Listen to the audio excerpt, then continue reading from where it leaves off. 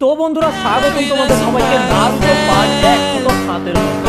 আগের পার্টের মধ্যে আমরা দেখছিলাম যে সাসকে আর ডানতো সামনা সামনি চলে আসছে আর ডানতো নিজের হাতে যতগুলো লোহা আর ব্যান্ডেজ সেই হাতের মধ্যে আমরা ডানতো অনেকগুলো ফারিং ব্যান্ড ধরে রেখেছি।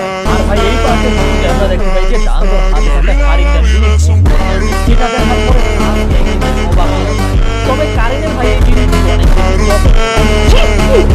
আর মাদারা তো উপরে একেবারে ওই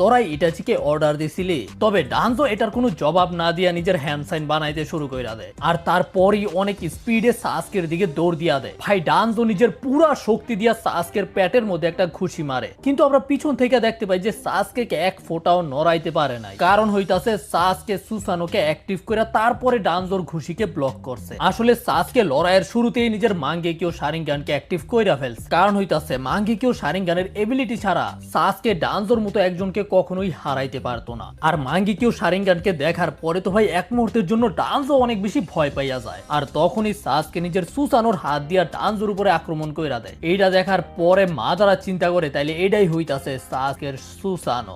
मुंह से सुपारी निकाल के बात कर रहे बाबा। ডানজো ভাই সুসানোকে চিনে আমি বুঝতে পারছি এটাই হইতাছে সুসানো। আর সুসানোর হাত দিয়া ভাই সাসকে ডানজোকে একেবারে টিপ দিয়া ভর্তা বানাই দিতাছিল। সিন শিফট হয় নারুতোর উপরে, যেখানে নারুতো ভাই একেবারে চিন্তায় পড়ে গেছে গারা যেগুলো বইলা গেছে সেগুলো শোনার পরে ক্যাপ্টেন ইয়ামাটো কাকাশিকে জিজ্ঞাসা করে তাইলে এখন আমরা কি করবো। আমার মনে হয় যে আমাদের সবার প্রথমে ভিলেজের মধ্যে ফিরা যাইতে হইব, তারপরে এই ব্যাপারে 5 কাগেদের সাথেও আলোচনা করতে হবে। আর তখন সাই বলে যে আমার আসল বডি এখনো সাকুরার সাথেই যাইতাছে আর আমি সাকুরাকে সাসকের থেকেই দূরে রাখার চেষ্টা করবো। এই কারণে কাকাশিকে চিন্তা করতে নিষেধ করে। কাকাশি বলে যে হ্যাঁ আমি বুঝতে পারছি, কিন্তু সাকুরার সাথে আমার পার্সোনালি কথা বলতে হইব যেন আমি সাকুরাকে ভিলেজের মধ্যে ফিরে নিয়ে যাইতে পারি। তারপরেই কাকাশি একেবারে গভীর চিন্তায় চলে যায়। তারপরে কাকাশি ক্যাপ্টেন ইয়ামাটোকে বলে যেন ইয়ামাটো নারুতোকে নিয়ে ভিলেজের মধ্যে ফিরা যায়। কাকাশি যাইবো সাকুরাকে ফিরায় আনতে, কারণ সাকুরা আকামলি সাসকের সাথে কখনোই পারতো না। যদি সাকুরা সাসকের পিছনে যায় তাহলে সাসকেই সাকুরাকে ঠেলা দিয়ে দিব।